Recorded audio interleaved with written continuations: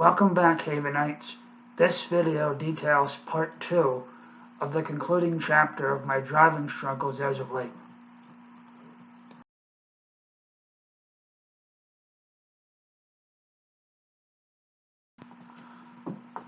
It's 7 years later. The year is 2013, in the fall to be exact. I'm just returning back to my college studies after a lengthy time off due to personal issues beyond my control. Along with my return back to college, I was also working with an organization who had been helping me fund my college education, referred to as Access VR. Access VR had also agreed to help me out with driving instruction as well. So finally, for the first time in nearly 7 years, I was finally back at my driving goal.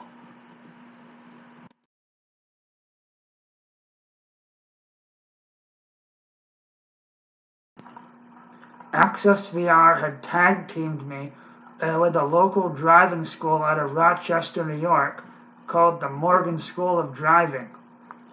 It was through here where I would eventually gain over 20 driving lessons paid for in full by Access VR from the Morgan School. So my driving experience was instantly beginning to grow.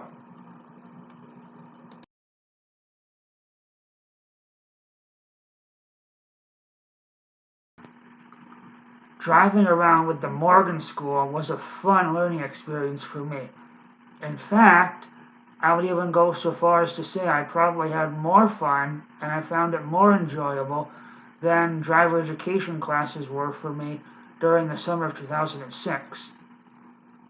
For each of my well over 20 driving lessons that I had with the Morgan School, I had met at the parking lot of the local Walmart in Canandaigua, New York. There, we had first started out with the basics of driving and maneuvering around a simple parking lot on one day to just driving around small sections of the city of Canandaigua on other days. And I gotta say, the city of Canandaigua is huge, let me tell you. At times, I had no clue as to where to go next, but I quickly learned from various trips around the city over and over again by car transport.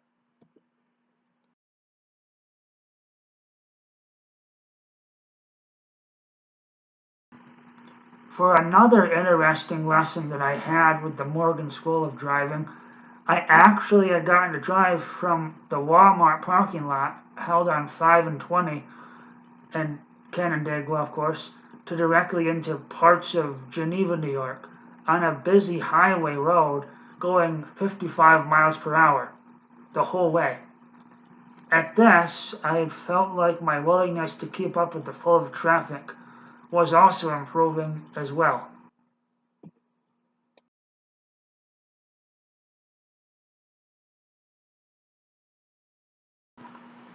In addition to driving where I had maintained the correct speed limit type of lessons, I also had lessons on K-turning, which I currently excel at, as well as parallel parking, which incidentally still is my weak area, like math on the GED test was for me back then.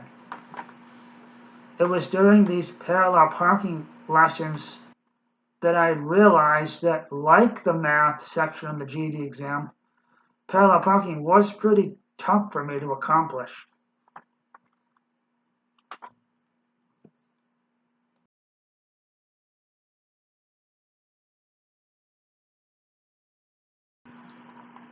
It was during my second road test attempt using the Morgan School car that I was so used to driving at this point, in January of 2015, that my parallel parking practice was finally put to the test. I recall that day that the DMV examiner who was testing me at the time was a young, cranky, hoodlum jerk of a guy to me. He actually had roughly pressed his foot onto the brake pedal on the passenger side of the car in an attempt to stop me from what he had thought at the time might have been a head-on collision with another car as I was just turning out to finally exit the parking lot to officially start my test that day with him. Now, after this, my nerves slowly began to rise from his tone of voice and his rough actions toward me at the time.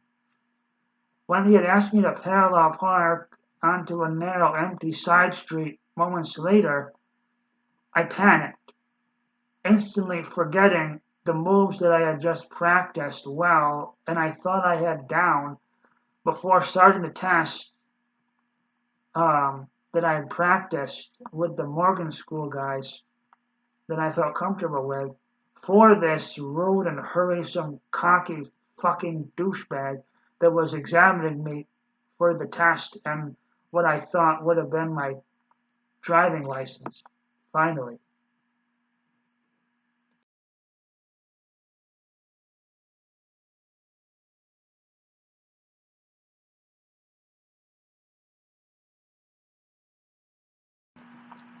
In fact, going off on a tangent here, this description of this particular road test examiner would seem to describe almost all of the road test examiners who have previously examined me and my driving each time that I have tested through my numerous road test attempts from 2014 to about 2019 to be exact. Again, that's nervous and pushy and hurriesome, and that's not fair.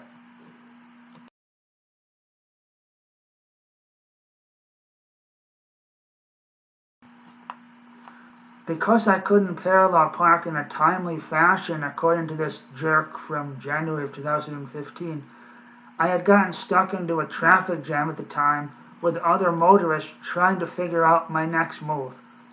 So this hurriesome fucking jerk wouldn't even give me enough time to properly figure out a plan in my head to figure out a picturesque diagram of how to parallel park properly and easily. This was again something that I had also experienced from my several other road test attempts that I had previously taken by a few other bogus, hurriesome, fucking dickhead DMV examiners over the years.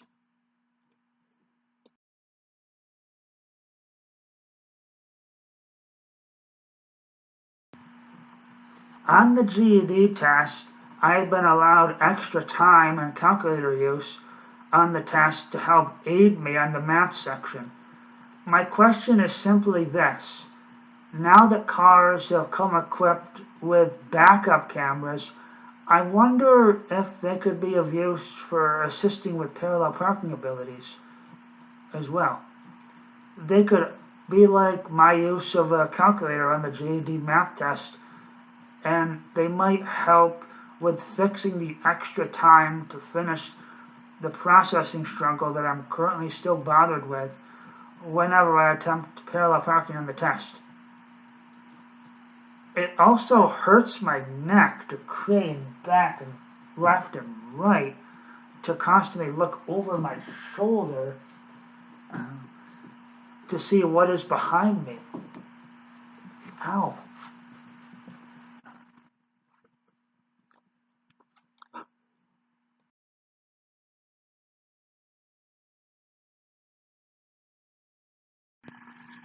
For my final road test attempt to date, it was in March of 2019.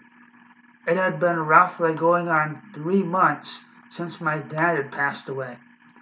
I had thought that his presence here could have helped to guide me along the way on this test, like my older brother had possibly had done for my younger brother when he had tried and got his driving license back in the late spring of 2013.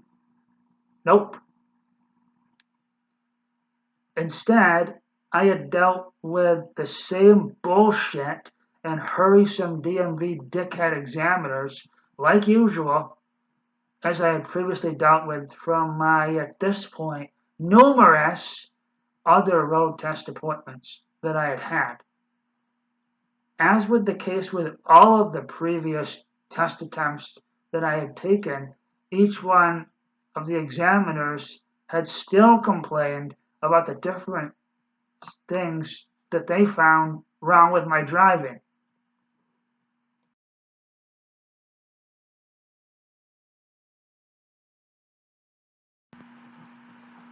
March of 2019 was the final time of which I had tested for a road test to date for my driving license. Nobody else in my family was willing to offer to continue teaching me driving. My second oldest brother had tried, though he quickly later blew up at me after one lesson in my parents' own backyard after their car had ended up stuck butt first into a gully area on their property. And my second oldest brother, for this and future videos, referred to as RL Senior, had to manually help to push it out. When he was through, he had screamed at me, saying, "You will never get your driving license now. You wrecked the car," before rudely walking away in the opposite direction like a cocky fucking dickhead. At the time, that hurt emotionally to me.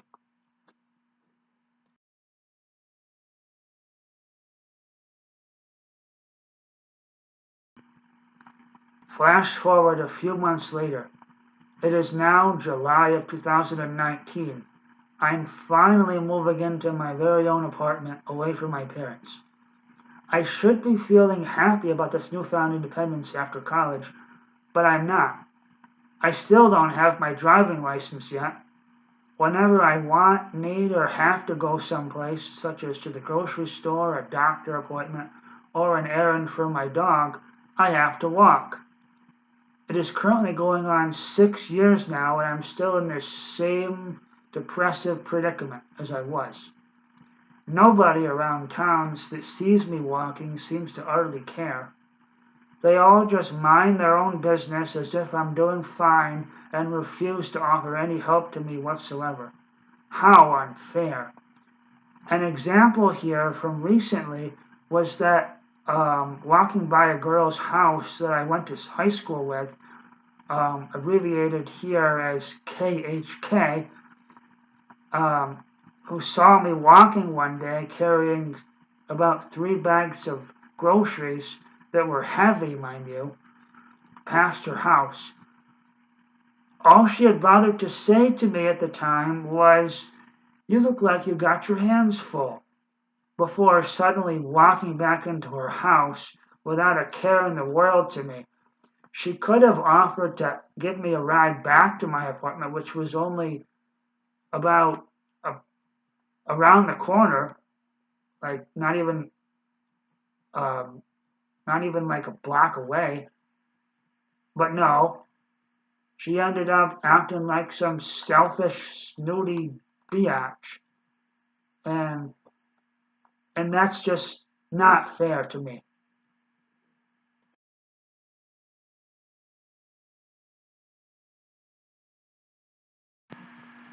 It was during the late aspect of the pandemic era, in September of 2020, that I had blown up emotionally with my younger sister, for this and future videos abbreviated as JJ.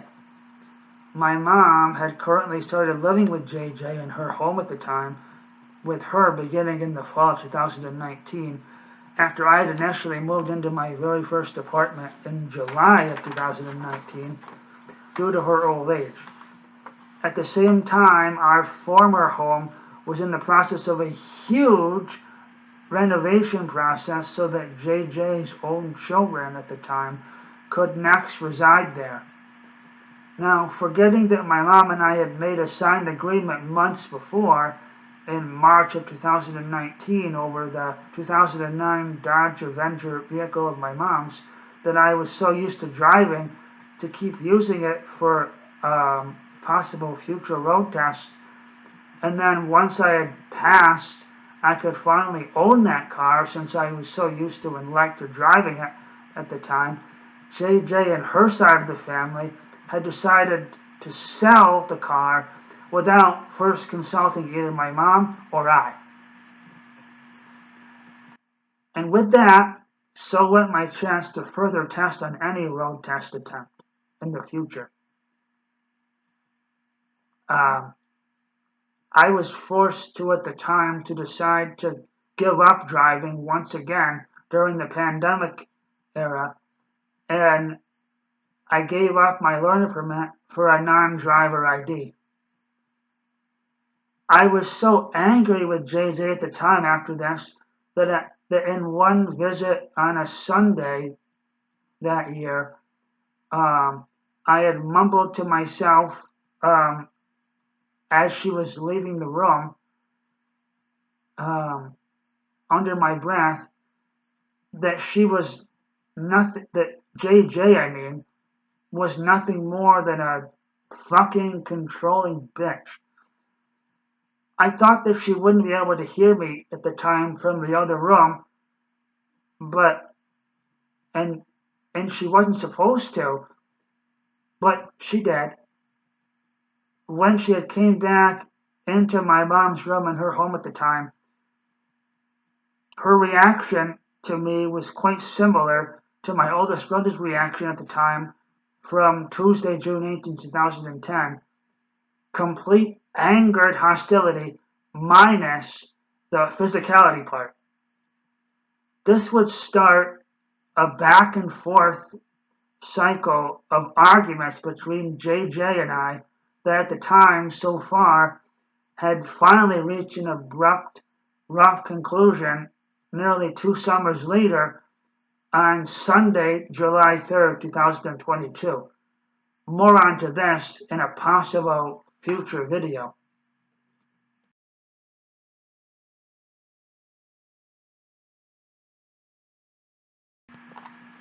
JJ has still not even seen me drive yet.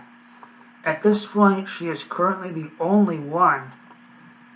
Now that I currently have my learner permit back again, she refuses to be around whenever I'm driving.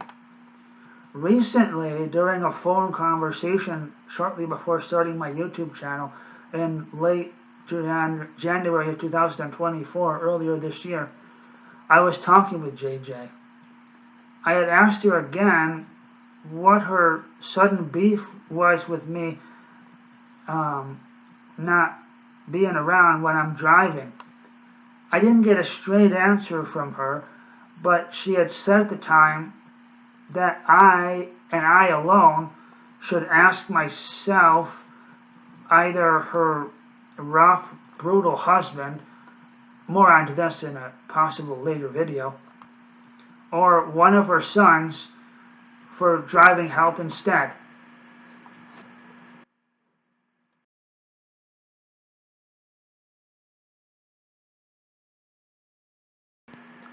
I still don't understand.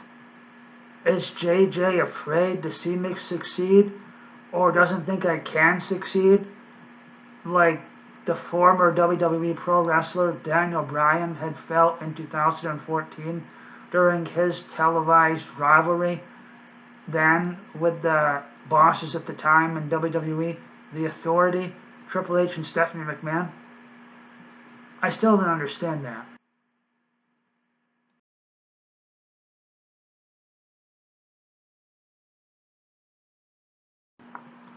With hardly any family support with my driving in my current stint with my learner permit, again these days, getting to a future road test these days is like pulling out a rotten tooth from one's mouth. Pure pain and agonizing torture. Ow.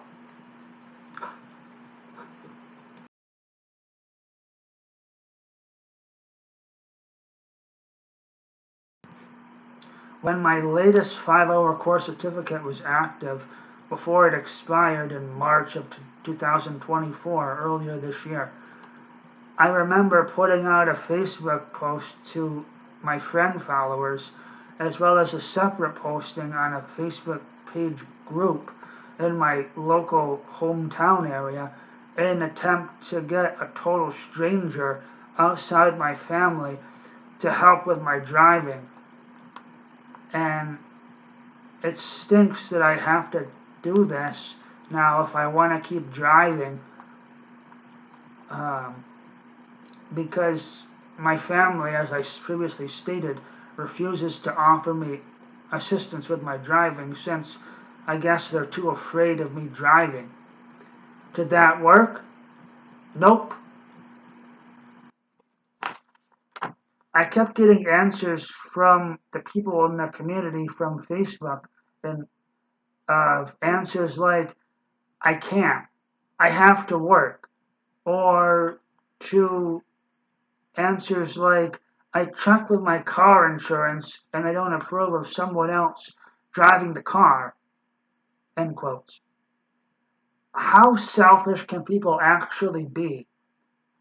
Maybe they should learn to go back to kindergarten and stop acting like a bunch of selfish fucking pricks. All I want is to finally pass my driving test so that I can finally finish my story like WWE Pro Wrestler Cody Rhodes had done earlier this year at this year's WrestleMania, so that I can finally have a driving license with my own car to get around faster than walking. That, and I also wanted to going back to finishing my story like Cody Rhodes. I also wanted to complete the cycle of going from IEP special education student to regular ed GED student so that I could get to college and be a role model for the eventual creation of the drive program. That was step one. And step two would have been for me to pass my driving test to again um, get around quicker. Is this such a complicated goal for people to understand? I think not. These selfish fucking douchebags are just too selfish to say the least. And that's just unfair. And I think that maybe they should learn to go back to kindergarten and learn to share properly. That's all I have to say about that.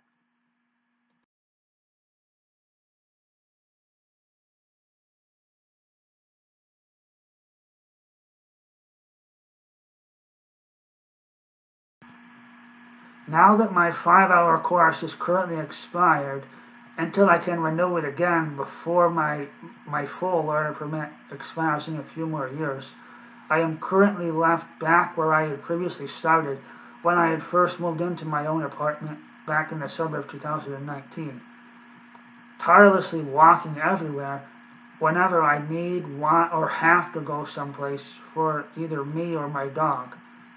I just want to finish my story overall, like WWE Pro Wrestler Cody Rhodes had done back at WrestleMania earlier this year. But I just don't know when, if, or or or how that goal of mine will ever happen. Eventually, soon, someday, hopefully. I am sure that it could happen someday, I hope. As my favorite quote from the Hannah Montana movie that I still believe in these days proudly states, life's a climb, but the view's great. You just gotta believe.